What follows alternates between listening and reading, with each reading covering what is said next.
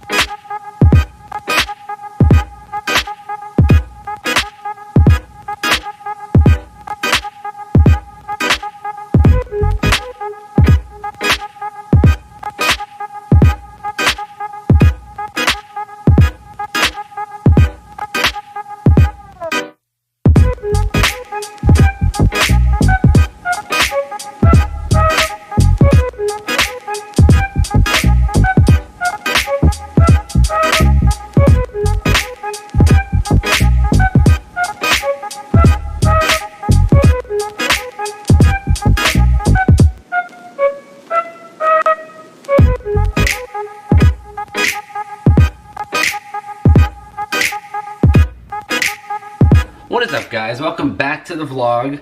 Today we are making something very special. As you can see, we're in the kitchen. We are making steak. I know some of you don't eat red meat, that's okay. But for those of you that do and want to learn how to cook it the way I cook it, today's a special day. So I know a lot of people are kind of intimidated by cooking red meat. They're not really sure how to do it.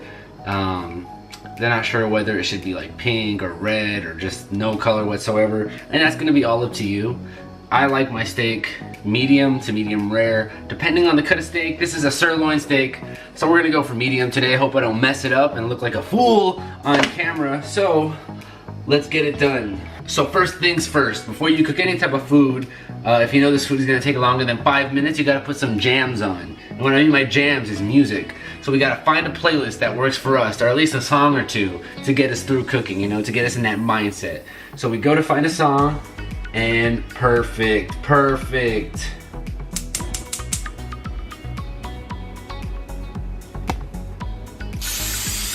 While we let that heat up, we're gonna put some seasonings on our steak. We're gonna go basic plain Jane today. We're just gonna go some pepper and some Himalayan sea salt. First thing I'm gonna do is put some pepper on this bad boy, and then I'm gonna put some sea salt on this bad boy, and then I'm gonna flip it and do the same thing to the other side. Now I know a lot of you are wondering, shouldn't you measure your steak or weigh your steak if you're counting your macros? That's hard to say. Oh geez. I usually weigh my steak after it's cooked because a lot of the water that's in the steak right now is gonna evaporate or stay inside the steak, but a lot of it will evaporate. So the steak's gonna weigh a lot less when you cook it. So that's what I usually go by. And yeah, once that pan is nice and hot, we're gonna throw the steak on there. So let's go do that.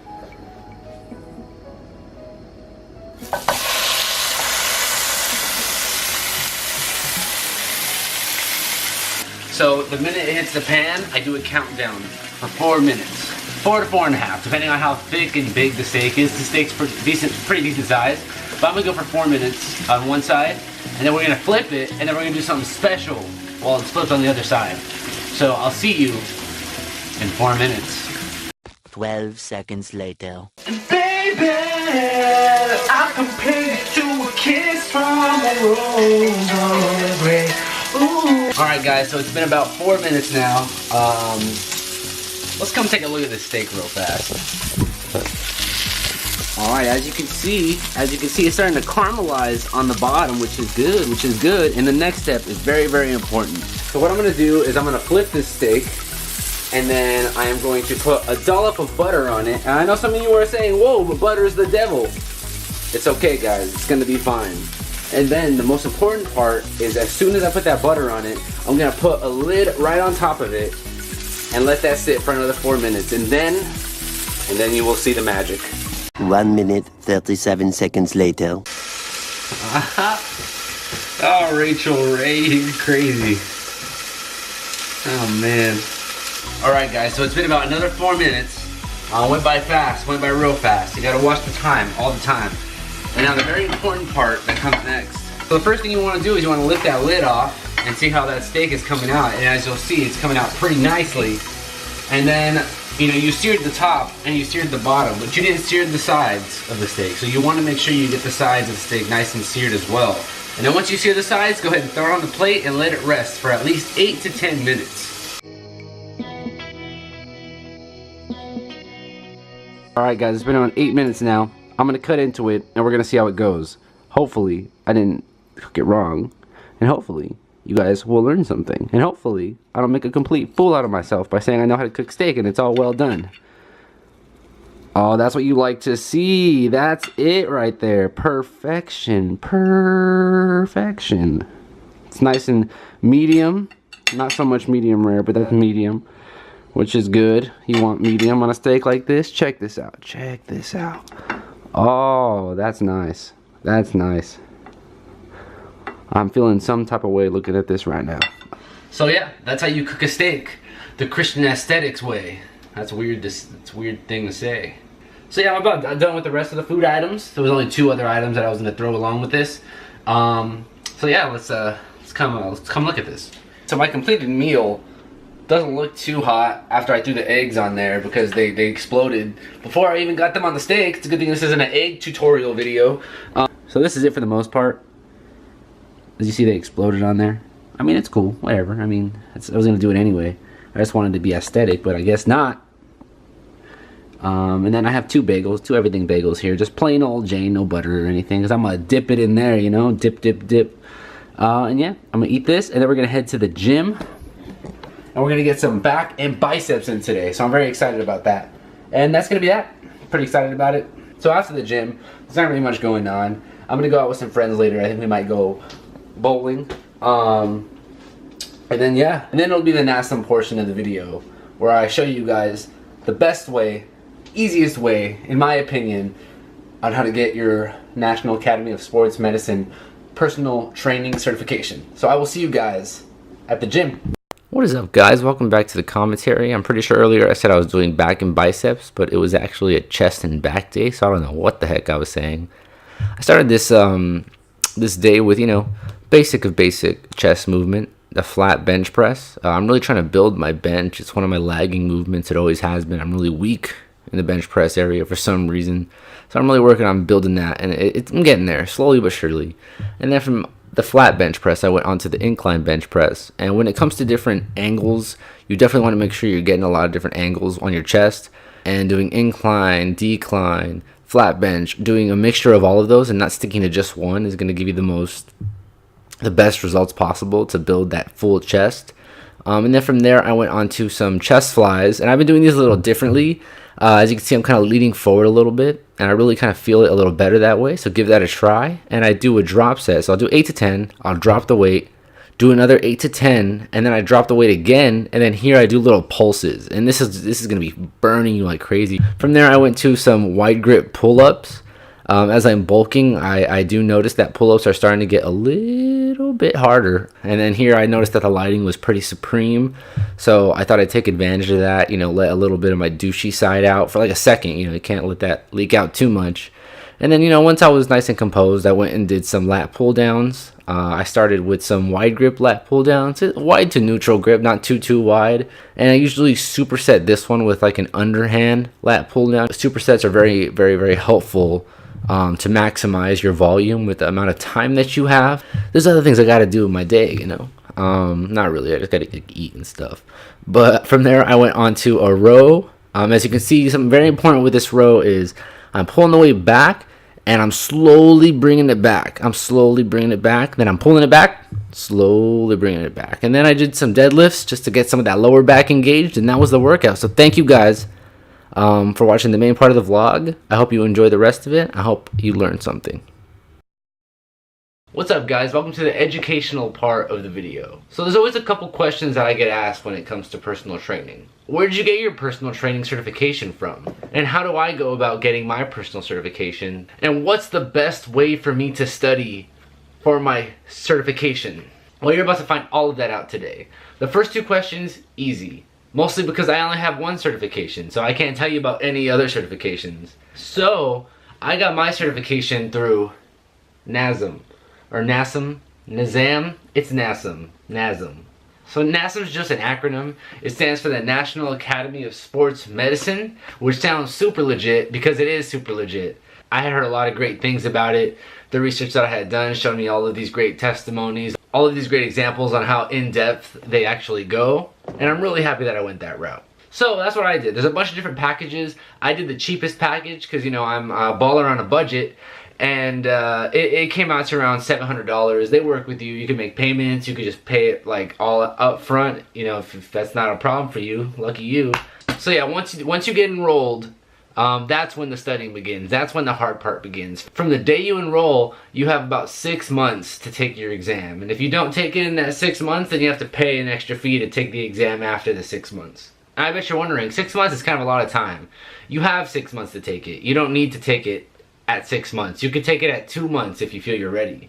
I didn't take it in 2 months. That was the plan originally, but it did not happen. I ended up taking it right at the 6 month period, right before it expired. I had never really been good at studying for really anything in my life. When it came to like school and university, it wasn't anything that I was really good at. But this is something that I'm really passionate about, so I wanted to take it very seriously. So you have access to all of these modules that you have to complete on their website. They have a PDF file with the book in it for that chapter. They have a video usually, and then at the end they have like a quiz. So there's about 22, 23 modules, I don't remember. You could easily go through one in like an hour or two maybe. So I kind of had a plan. I had a plan. It doesn't come with the book. The basic package does not come with the book. I had to buy the book. This is the book. This is the most current book. I bought it separately on like Amazon or something because I wanted the book. I'm not really good at reading like PDF files. It's not the same thing to me. Having like a physical copy is what I'm all about. I was gonna get the book, and then I was gonna get the modules and read it from the book, and you know, have it all planned out. Read the chapter, do the module, watch the video. I had a plan. I was ready to go. I got about 20 pages into this book, and I was like, I cannot read this. This is ridiculous. It's not a big book. It's like a textbook, like the kind you get in school, but like the material is just super dense. So in my mind, there had to be another way, and I figured out what that way was. I was watching a lot of videos on how to study for the exam. I was nervous. You only get one shot unless you want to pay extra money. And I was able to get my hands on a study guide. See that study guide? It's pretty thick. It's a thick study guide. So what I did was I was able to get myself 2 versions of the NASM study guide. One of them is on the website. You can get it, no problem, if you pay for the program already. The other one, I had to find it. These study guides are split up into domains. I don't know if you can see that. There's about 5 domains, and they each cover different categories. So I was able to read this. This is a lot easier to read. And as you can see, like I read it, you know, I highlighted, you know, important things. I felt pretty studious. And I would read one domain, and then it would cover like 6 different modules that I would have to take. I would read, take notes, and highlight a couple pages of this. And everything that I had retained from here was also on the quiz. And I did that over the span of 6 months. Of course, when the 6th month came, all of the stuff that I had studied and taken notes on had kind of not, it was like kind of fuzzy. I didn't remember it all. And then once you complete the modules, the last thing is like the review section. And the review section, that is the most important part. That's what helped me pass the exam 100% for sure. All of this stuff, it was important and I learned a lot from it, but the bulk and majority of my learning and retaining came from the review section. So in the review section, there are a couple things you can do. It splits the review section into domains like it does this, which is very, very helpful. Because if there's 6 domains on your study guide, there's probably 6 domains in the review section. And in those domains, you get reading materials, which I didn't really pay attention to because it's pretty much this. You get another video to go over that domain, which I do recommend watching. Watch the videos for sure. And then the end of it is a domain assessment, which is pretty much covering the entire domain. Because you also have the option to take a practice final exam, but that's 2 hours long. And I've heard a lot of people just take the practice final exam over and over and over again, and essentially you're wasting hours and hours and hours and hours and hours. If you're spending 2 hours on one practice exam, like that's draining. The practice exam isn't gonna repeat stuff. It's gonna go over everything that you've learned, and then you're gonna have to go over everything that you learned all over again. With the domain, unless you split it up. I think there's 6 domains total, because I remember after I finished all the modules and I had gotten to the study guide portion, the review portion, I took 1 day for each domain. I went over the domain on here, and then I watched the video that they had provided, and then I took the domain, just the domain practice quiz, which is about 20 questions, I believe. I just took that over and over until I got 100%, like 5 times in a row. And it doesn't take that long because there are only 20 questions. So it takes maybe, max, you're only spending about 20 minutes if you're taking a minute per question. Once I would get 100% about 5 times in one domain, I would move on to the next one for the next day. And I'm going to be 100% honest here. 100%. I started studying for this exam, like the final exam, 1 week before I actually took it. I know that's not recommended. I don't recommend doing that. That's just me. I did that. I let the time slip by. I had finished all of my modules, so I thought I had some time to chill, but 6 months went like that. I had 7 days. I had 6 domains I could study. So Monday to Saturday was 1 domain each day. And then Sunday, I just reviewed the entire thing. I never took the practice exam one time. I just did the domains. And then the next day, I went to take my exam. And I'm 100% serious when I say every single question that I had studied, with the exception of a couple, because there's 200 questions on the final exam. Every question that I had studied in the domain quizzes was on the exam, word for word. Like, they didn't even mix up the words or try to make it harder. Every single thing was there word for word. They give you 2 hours for the exam. I think I finished it in 45 minutes because I remember finishing it and the girl was like, "Wow, you're done already?" And I was like, "Oh no, I failed." But then she printed out my results and it says I passed. So I was pretty stoked about it, not gonna lie. So if you don't feel like reading this textbook, if you like reading textbooks, you know, good for you. I don't know how you do it. But if you don't feel like reading a textbook, if you don't feel like taking a 2-hour quiz all day, every day, I definitely recommend getting these. This one you have access to. This one, I don't believe you do.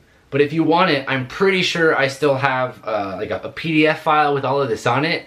So feel free to drop a comment below and just drop your email and I'll send it to you. I'll send this bad boy to you right away because it's very, very helpful. There's so much information on these. So yeah, that's what I did. I took... I literally took 1 week. I strapped myself to a chair at a coffee house and I took a bunch of domain quizzes over and over again until I felt like I knew them. And I'm not saying just memorize everything. It's very important that you also understand what you're reading, because I only got this a couple months ago and I haven't been personal training too long, but you use what you learn almost right away, because it's really important that you're not only able to recite all of this, but that you're able to apply them to your practice, to your passion. Because, well, one, this isn't cheap. You're spending a lot of money on this, so you want to make it worth it. You want to get as much as you can out of it. And two, when you become a personal trainer, people are counting on you to get the results that they want. They're spending their hard-earned money on you. I don't recommend jumping into anything unless you're really passionate about it. There's some that I haven't done for very long, but I'm loving it so far. But yeah, these tips might not work for everybody. It's what works for me, and I'm like the king of procrastination. So if I can pass this test, you guys can definitely pass this test. And if you have any questions about where to sign up, the CPR certification, because you need that too, but that's like a separate thing, but it has to be accepted by them. If you have any questions about that, or like pricing or any of that stuff, you know, feel free to drop a comment down below. If you guys watched the vlog, I appreciate it. If you just watched this part, I also appreciate it, and I also hope it helped. I didn't go too in-depth because I saw a lot of videos that were about 30 minutes long, and that's way too long. So I hope you guys enjoyed it. If you have any questions, you know where to find me. If you're in the process of taking your exam or working towards taking your exam, good luck. Hopefully these tips helped. and you will do great as long as it's something you're passionate about. And I look forward to seeing all you trainers training the world and making it a better place. So I will see you next time. Peace out. And I can't